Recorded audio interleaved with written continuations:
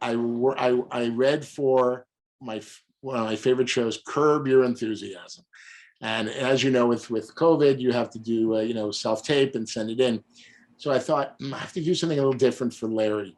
So I did my lines. I can't really talk about what it is because they maybe make you sign all these things. But at the end of my lines, I go, oh, wow, I had a breakfast buffet you couldn't jump over.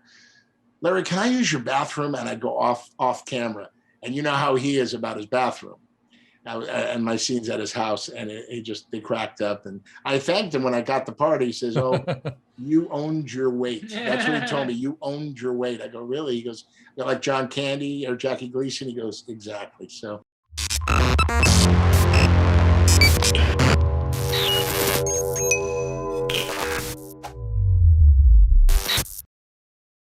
Hey. Can you hear us? I can hear you. Can you hear me? Is there an echo? We're muted. We're muted. Oh, what do you need? No, I'm just trying to. Can you hear us, bro? You can't hear us. Can you hear me? You tell me what. We can't hear you. Zoom. Can't hear me? Can you hear me? Yeah. Can you hear us? Yeah. All right. Oh, what is going on here? Let me. Somehow I'm still hearing you on the other end. Oh, okay. All right, we'll just do that.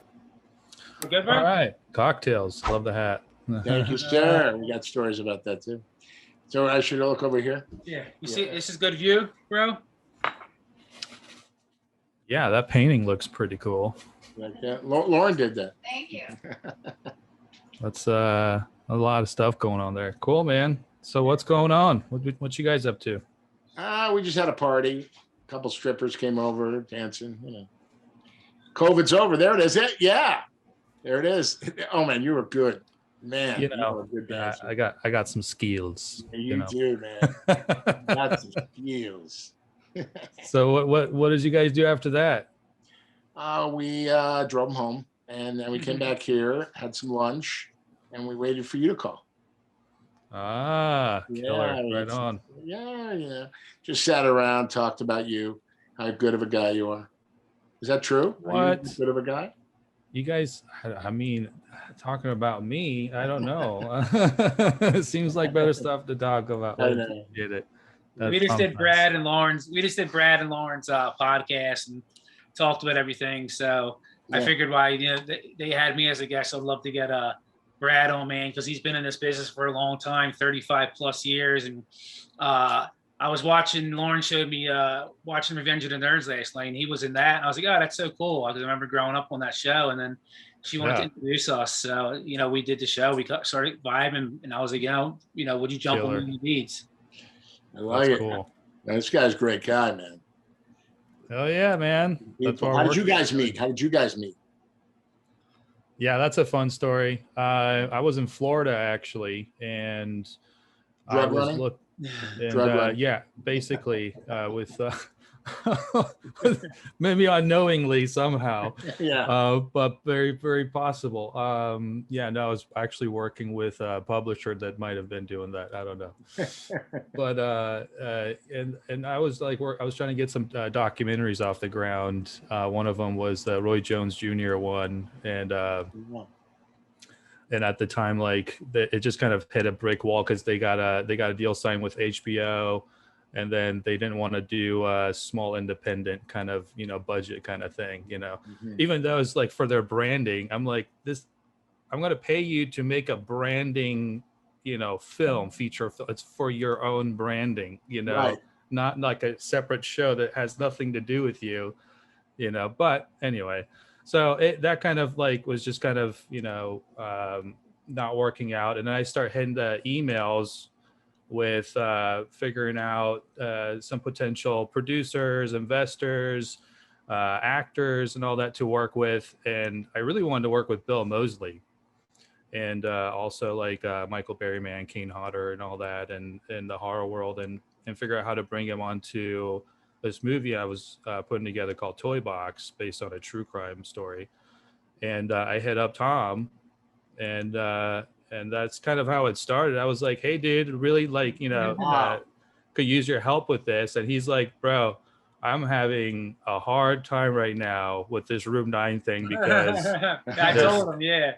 this editor is just yanking my chains, and I don't know what the fuck to do with that. And so I was like, well, where you're at, what's going on, let's talk about that, and we got into it, and then rest is history, really. That's Became great. bros. That's great, man. I love that. Quick. That was like a couple of years ago, yeah. Oh, Annie. My dog wants to be in this shot too.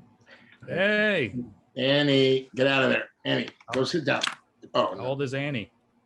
Annie is 8.5. Oh, that's cool. Good girl. Very Yeah. cool. We just this thing came out. Is that okay? Yeah. You saw yours, bro? Was that? Yeah. You can show. Okay.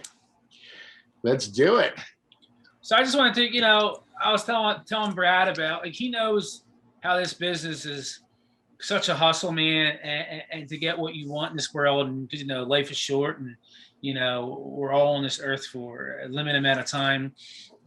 You got to manifest things, and you got to put all the positive energy out there, and if you want something, you got to get it done for yourself, because you're your best investment. So I was just telling them the story about Room 9, how I got that going on Lauren and Brad's podcast. So I just wanted to bring him on for him to tell us and our audience about, what it's been like for his journey and how he got to where he's, here from today, from the 80s, and working with all these cool people. I mean, he's worked with so many comedy legends, and most recently with Larry David on Curb Your Enthusiasm. So, I would love for that show. Yeah, I would love for to tell his part of his hustle in the film industry. That would be awesome. Yeah. Let's start from the beginning. How did this passion start burning? Oh, we're doing this. Is it? Okay, great. Yeah, well, it all started at the University of Arizona. I was a student there, and my junior year, a friend of mine, Mark Schiller, whose dad was a big director, Lawrence Schiller. He he interviewed OJ for his book, and he did. He was the last person to talk to Gary Gilmore. I don't know if you remember. You guys are young, but they executed that guy. And so Mark said, they're filming a movie on your campus your next semester, or no, in the spring semester, junior year. And I go, no, they're not coming to Tucson, Arizona. There's no way. I mean, Tucson, the sleepy town? He goes, yeah, they're coming. So I goes, you should try out. So I wrote the producer, Peter McGregor Scott, a great man. He very tragically died in a New York City taxi accident about 3 years ago. I miss him every day. He gave me my life. I mean, he got my letter. He called me at home. He said, hey, man, I got your letter. Maybe you could read for a part when you come back in the spring. And I go, I did. Oh, sure. So I read with my buddy. We never knew what sides were. I never acted before. I was always the class clown. I was always the guy in the back of the class making my friends laugh, and getting in trouble. And I said, I would love to be in a movie one time, So after that, and we talk about spirituality. So I didn't get, when I read, I didn't get the part. And I was just daydreaming. Remember you talk about daydreaming? I was just daydreaming in class and fiddling. I mean, I was getting horrible grades. I was just thinking about being in this movie, and they were filming all over campus. So I come out of my class one day, and I see them filming by my dorm. And I'm like, this is crazy. And I literally, like a devil and an angel, came on my shoulder, and the devil goes, let's get out of here. I'm hungry and I want to take a nap. And he goes, Brad, there's Mr. Scott. Why don't you go up to him and see if he's having a good time on campus, if you could do anything for him. And then the devil goes, you're not going to get nothing, buddy boy. Come on now. Let's go. And I said, yeah, maybe I'll go. So I go over, and Mr. Scott, how are you? And oh, Brad, where you been? We've been looking for you. You've been looking for me? He goes, yeah, we got a part. We need you and your buddy to come up with some bad jokes. And Thursday, you're going to meet Jeff Canoe, the director. I'm like, so if I go around back to my dorm and I don't go see him, do I get the part? Probably not. They never called me. So I was at the right place at the right time. Wow. Yeah. So I get the part, and I told some bad jokes. My buddy told this bad joke. What did the Pink Panther say when he stepped on an ant? Dead ant, dead ant. And mine was, what's the dirtiest thing ever said on television? Ward, I think you're a little hard on the Beaver last night. Leave it to Beaver. Yeah. That was my joke. That's And good. I got my SAG card. Went back. I That's graduated. Somehow I graduated. I don't know how. And I went back to Los Angeles, and now this was interesting. I got a corporate job. I went through the job placement program, and I got a job with Xerox to sell copy machines. So I got the job. Thursday, I said to myself, I don't want to sell copy machines. And I had to tell my mama, my dad, and my grandmama, who's my best friend, I wanted to be an actor. They go, what? An actor? I go, yeah, that would make me happy. They go, well, you better get a job, buddy boy. So I decided not to take the corporate job and be an actor. Took all the money I had. I bought my SAG card, and I had to get a job. So I got a job at 20th Century Fox Studios. And my mom threw me the paper one day, and they were looking for waiters. So I thought, God, wow, maybe if I get in the commissary, I can wait on the people that make the decisions. So I got this job, and I waited on Mel Brooks and David Kelly and Stephen Bochco. Wow. And I was an NYPD Blue pilot. I mean, just because I grew, one thing I learned, guys, and you probably know this, all these big stars and producers and directors, they don't want you to walk on eggshells around them. They want you to goof on them. So I goofed on them, and they liked me. And that's how I started. I did 3 Mel Brooks films. I was in like 5 Stephen Bochco series, David Kelly, and still to this day, I worked there for 4 years in the commissary. They still bring me in, and they still cast me and stuff. Wow, it was the best job I ever had. It was really amazing because, you know, these people, when Fox commissary before Disney bought it, it's still Fox, but it's different now, you know, corporate and stuff. But when I was there, it was very much a family, and I would see people more than they saw their family. They would eat at the same table every day, have the same food every day, all that good stuff. And I use it to my advantage. It's not what you know, it's who you know. Who you know, yeah. So that's where it all started. Yeah, and then from there, I just continued and met people and relationships, and just did stand-up comedy for 10 years. And then I decided comics were not the nicest people in the world. I don't know if you ever met a lot of comics. They're real, they're dark. I mean, some of them are very nice, but a lot of them are very dark and very jealous. I don't like jealousy.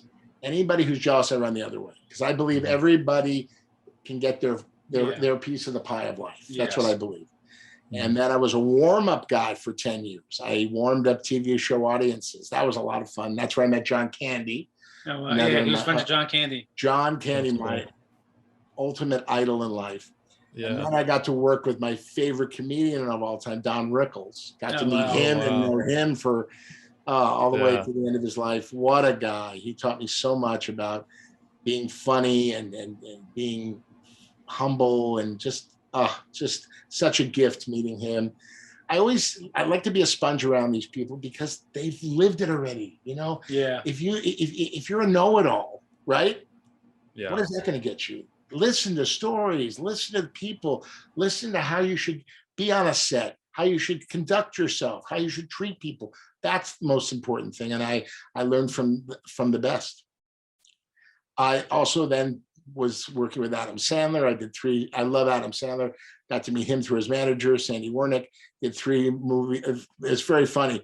His first movie, I now pronounce you Chuck and Larry, with Kevin James. Kevin James. I'm sorry. I know Kevin James. And it was great because I had to put on the Fat Albert costume that was worn in the Fat Albert movie. And I had to walk in his office because I played this guy, this mama's boy, and they saved me in a burning building. And I just sat there and I met him, and I started doing my Haftarah for my bar mitzvah.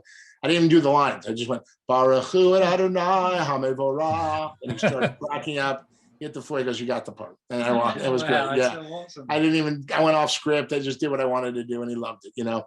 And he's a real person. Adam's really humble, really nice. I mean, you can't, if you lined up 10 Adam Sandlers, you could never pick him out in the crowd because he's so normal. He's so real, you know, just a regular guy. And he never likes to talk about himself. He always wants to know about you and your family. Really good person. But That's awesome. yeah, so I've had just a charmed life and a charmed career, and I'm still working.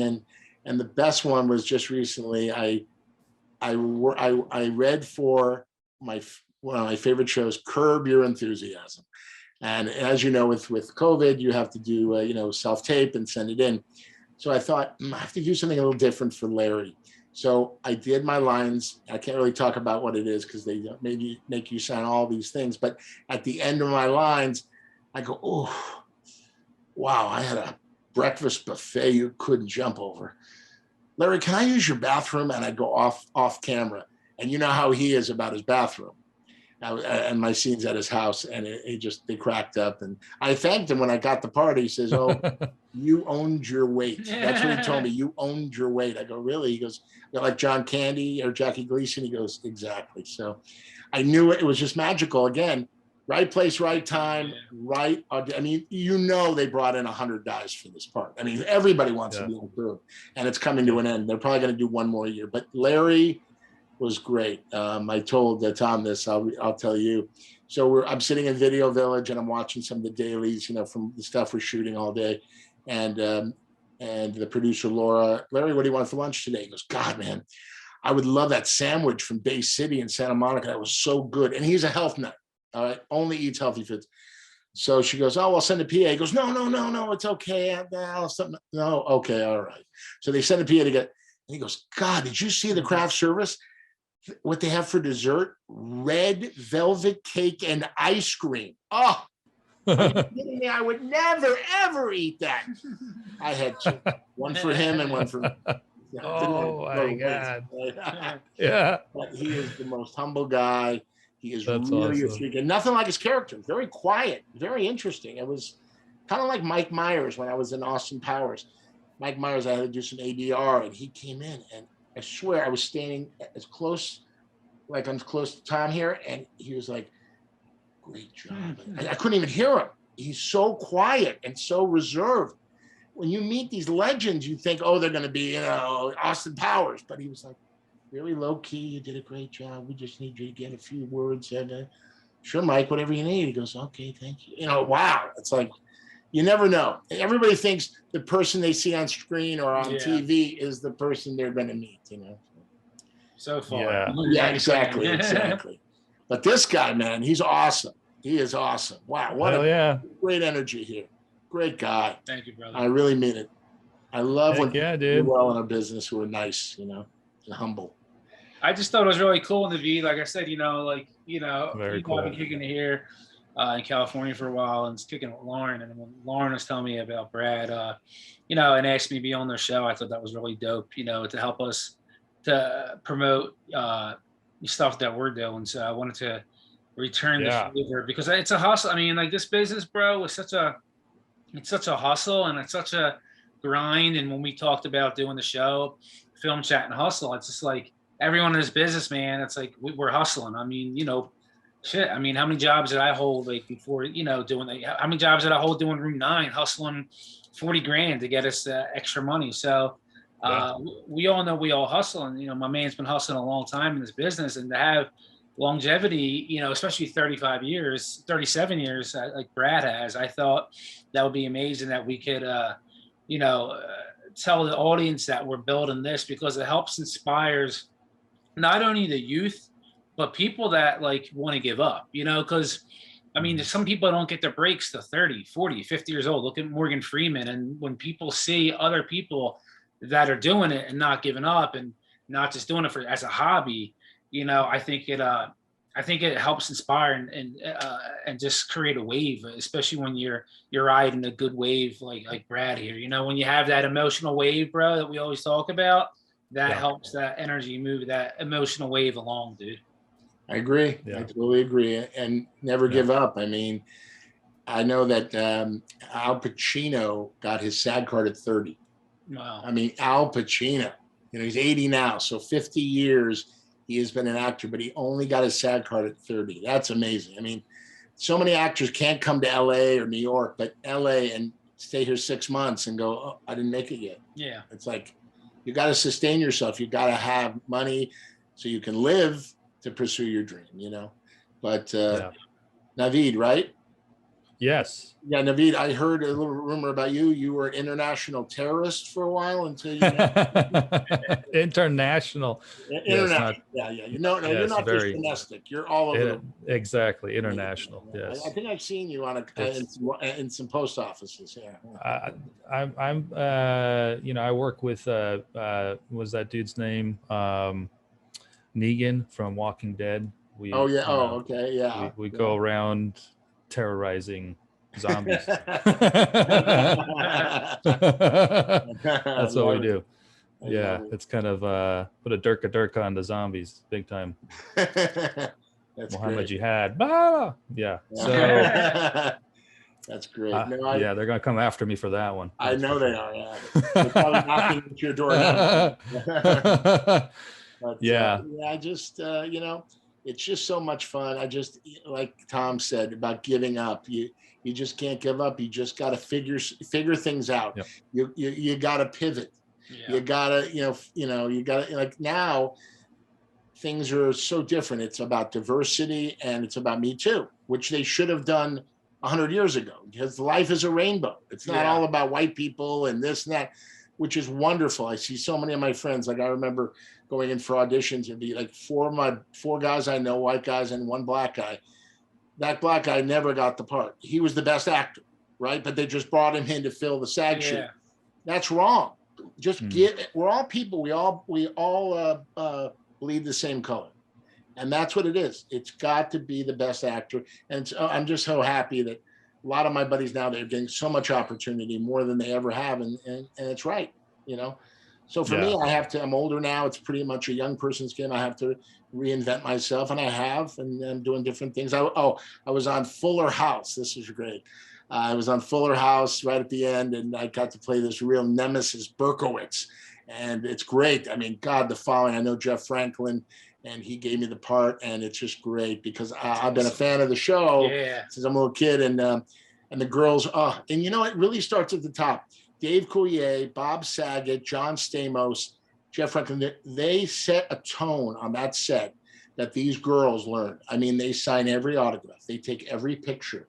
They talk to every fan. I mean, like after they film, you know, the VIPs come down, and oh my God, it's wonderful. And I believe in that. Remember one thing, and your fans, your audience signs your paycheck. I mean, who signs the paycheck? If you're not nice to your audience, you're done. Yeah. Right. So you're friends with them guys? Yeah, I'm friends with those guys, all those guys. Yeah, I've known them. Dave Coulier, I've known them all for so many years since Fuller House. Oh wow. Yeah, Saget, Bob Saget, Philly guy. Oh yeah, big Philly guy. Yeah, he's great. John Stamos, what a great Dave Coulier, hilarious. And all the girls are wonderful. They're just so sweet. Candace Cameron. I mean, I met her parents because, you know, I was on the last episode. I did like 4 episodes, but the last episode they brought all the family in, you know, for the big marriage scene. So that was a really great show to do. That was cool. That was really fun. When did it end? It ended 2020. Okay. Yeah, it ended 2020. I filmed in 19, and then they showed it in 2020. Wow, because it's so cool. I mean, Naveed knows, like, say some of these shows you grow up watching, and it's like you become. So one of my really good friends in life was on Baywatch, and cool. Jeremy Jackson. Oh, so I've known him forever, and it's like people see Obi.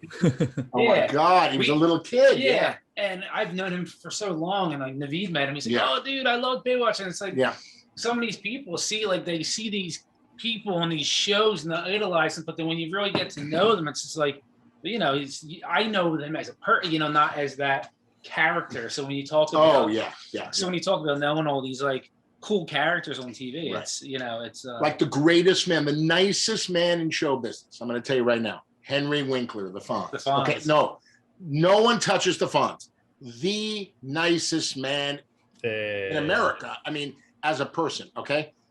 But when you meet him, he's not the Fonz. He is just this gentle, humble, sweet man. Yeah. Well, again, he directed me in a couple things. Excuse me.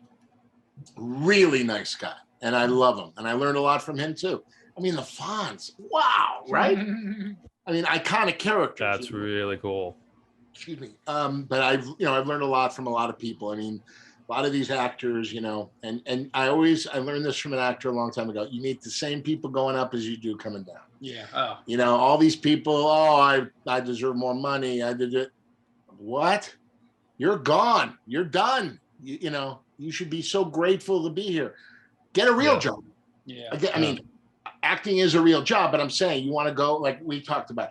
I dug ditches when I was a kid. You did construction. I mean, you know, manual labor. Yeah, I mean, we're crazy. doing what we love. Exactly, and that's the great part of it. We're so lucky to do what we love to do, and that's show business, you know.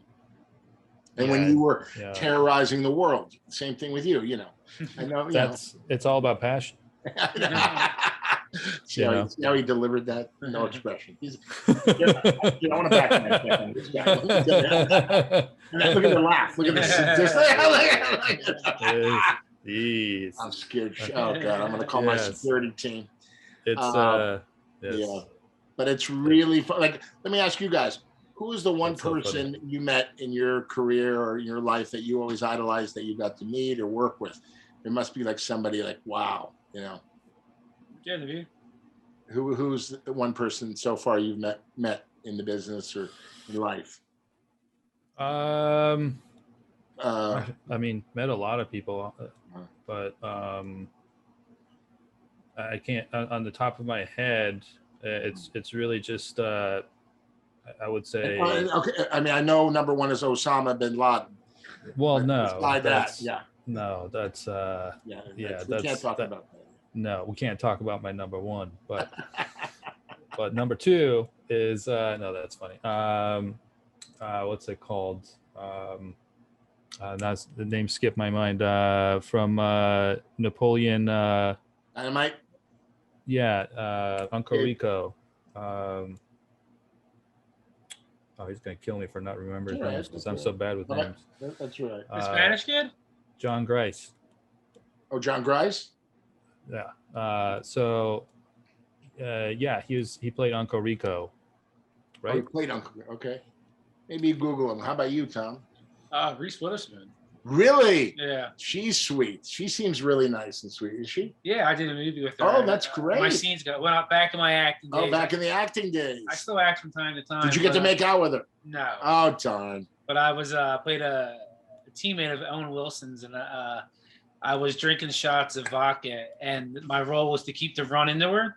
And she's so small, and like back then I was like, I mean, I'm like 6'1". Right now I'm like 200, but I was like 6'1", 240 back then. Oh boy! And I like really almost laid her out, and she stayed in character, went off on me about like, you're drunk, I'm looking for my appointment. I went out and talked to her afterwards. She bought me Rita's water ice. Water ice. Oh wow! And nice. And we had a special moment, and she was so nice. I named my cat Reese after her. That's great. And I still have her to this day. That's great. Yeah. Oh, I love stories like that. That's wonderful. My one moment, like I usually don't like. I'm not usually an owl. Like I'd rather be an owl directing someone. But, because I think we're all people. But that was my one moment. I was like, that was pretty cool. That was pretty cool. Yeah. I worked with Dennis Franz on NYPD Blue, and he taught me so much. I remember him. I asked him, "So Dennis, what are you going to do?" He goes, "You know what, Brad? You know, I'm going to wait for the bubble to burst. I'm going to go all the way to the end, and you're never going to see me after this show because I'm going to spend time with my wife and my kids who gave me time and they allowed me to do this show and do my career, you know." Wow. And he was so cool. I mean, God, I learned so much from him in the pilot. I don't know, David Caruso was kind of nuts. And during one of the scenes, he couldn't get his, kind of telling great stories here. And so I was the bartender and he couldn't get his lines. So he had, Caruso, yeah. Oh, wow. He had like 2 pages of lines. But Greg Hoblet, great director, he goes, "Well, cut it up. We have cutaways. You know, if the Dennis's reaction to you talking," he goes, "No, I'm a thespian, blah, blah, Shakespearean. I got to know all that." So he couldn't get it. He takes a chair, a bar stool, throws it, misses the camera, throws it against the wall. It misses Amy Brenneman's head by 2 inches. Wow. Everybody freezes. Greg Hoblet goes, "Well, what the hell are you doing, man? I got to get this." He goes, and then Dennis Franz, "I'm scared." I was like the second thing I ever did in early 90s. He goes, don't worry about this jerk off. He goes, you just stay in character, Brad. And I go, yes, sir. He goes, this is ridiculous. I mean, this is a TV show. He's going to kill somebody with a bar stool. Wow. I mean, he was, and then remember he left the first season. He was so lucky to come back on what was it, CSI Miami or whatever. But I'll tell you something, that's another one. And the reason he left NYPD Blue is because somebody told me he was a movie star. Wow. Buddy, you can be in the movies when TV, you do this TV show, then you do what you can do it all. But why do you have to leave a hit show? But thank God Jimmy Smits came in and just kicked butt. He was, and he used to come in the commissary. He was so nice to everybody. He's a great guy. Jimmy Smits was awesome. It's like you said, being right place, right time. Sometimes the universe just puts you where you're meant to be. I totally believe it. Number 9, July 20th. Look at his face. Well, yeah, it's actually one of those things that you have to be at the right place, right time, but also you got to take action, because if you don't take that action, right, you were at the right place in the right time, but then you gotta also have the talent, right? You got the talent to, but I think in life, no matter what you do, a lot of luck comes into the play. You know, be at the right place, right time, and have a little luck. Everybody needs a little luck. You know. Good energy, yeah, good energy, and have good luck, you know, and it's just and we talked about this earlier. People that you are a product of your environment. You hang out with losers, you are a loser, right? You hang out with winners and good people, you are a good person, right? Yeah, exactly. Why are you hanging out with this guy? David's the best, man. It's one of my best friends. He's a good. I like him. I want to meet him. Where are you right now? Phoenix. Oh my God. Next to Tucson, Arizona. Yeah. Right. We got to hook up when I'm going to go world tour. I'm going to go through Phoenix and see all my buddies and stuff. I'm not cool. Gonna see you, but I got it. I'm going to buy you lunch. Okay. Yeah, man, for sure. We'd love to hang out. See what's cracking. I love Tucson too. Tucson's great. Yeah. I mainly love Tucson. This guy here, I love, and your Phoenix Suns, man. Wow, they're playing some basketball. I'm about to get back into basketball now, it seems like, because they disappointed me for so long. They were very disappointing. Well, not that they were disappointing. Spurs were just kicking ass, but that's about it, you know. But that's really my career. I just I love working with friends, helping people, helping young actors. I just met a young actor today, and I said, if I can help you, let me know. And I take them out for my show business 101 talk, telling them what they need to do. Because a lot of these, people, they think that they're actors, but it's, and you guys can steal this from me, it's business before show. It's called show business, but it's business before show. And Annie loves Tom. But yeah, you got to know business to be an actor, because you got to, it's not all about acting. It's, figuring the business side of it out. Well, right? It's the issue, I think, a lot of times is, I think that's not just the actors either, like any kind of freelancer in the business. They're mostly thinking that you are going to get discovered by somebody. Right. So you do a couple of things and then you put it out, and then you're hoping someone's going to come knock on your door, instead of go out and make content as much as possible, meet as many people as possible, email as many people as possible, and then do podcasts with people, and anything you can do to reach out as much as possible. It doesn't matter where you are in your career. When you're reaching out and connecting and networking, you're creating those moments that will become that right place, right time, bam. You're making those. That's the luck. So. But I know being on this podcast, my career is over. But that's true. I'm sorry about that. It's all right. I wanted to kind of hang it up anyway, so I'd do with you. But I'd love to hang with you guys. Throw a rap party about it. We'll just do a rap party real quick, and then hasta la vista, career. Bye bye. But that's basically the story of my career, and I'm still kicking it and doing it, and I hope to make some more great memories. But I'll let you know when Curb Your Enthusiasm's on. Okay? That'll be awesome. But thanks for having me on, guys. This has been so much fun. Hopefully, you want to get on a podcast after you're on the show too. Well, first after we finish, I'm gonna jump. And then maybe if I live, then I'll do more. I'm gonna jump from just a couple of steps back there. Okay. Yeah, just a you know, couple of steps. Just Yeah. just get the adrenaline going and then call it a day. Oh, there's Lauren. Sorry. Hey, Lauren, say hi. I didn't know I was in your shot. No, I was you're in my trying to shot. see. You being in the shot helps us, trust me. That makes the podcast, Lauren. Well, thank you, my friend. Nice meeting you. Nice to meet you. Good Thanks luck for on being on. finals. Have a good summer, and I want you to sign my yearbook before we Okay, go off the air. Okay. that You sounds take care good. of yourself. Thanks, Tom. A lot of Thanks. fun, buddy. Good times, Oh, good. yeah. Tell them where we can find you. Oh, on you can social find me media. on Facebook, Yeah. Brad Grunberg, or on Instagram at bgrunny, BGRUNNY. Yeah, DM me. I'll ask, like I said, I'm always open book. I'll help anybody. I'll answer some questions. Don't stalk me. I have a feeling you're going to stalk me. I'll put a jihad on you. Yeah. Oh, no. I'm gonna find you, and then I'm gonna go. Durka, get him! No, stop. I love you. I love the movement. I love the movement. Allah. Yeah, there you go. Perfect. All right, now you're part of it. They love me. I'm a Jew. They love me. I'm a Jew. It's funny because wow. actually my mom's Zoroastrian, and like, so I'm technically not even in the ballpark of being a Muslim, but I got the beard though. Yeah, you do, yeah. Don't worry, you have the whole look, okay, and the laugh. I got the okay? look, so I'm a part of the team apparently. We'll see you next time. Thanks, brother. All right, love you, bro. man. Thanks, Brad. Thanks, guys. Buddy, thank Yeah. you. Thanks, bro. Ready to go. Film chat hustle. Woo woo. Chat hustle. Peace.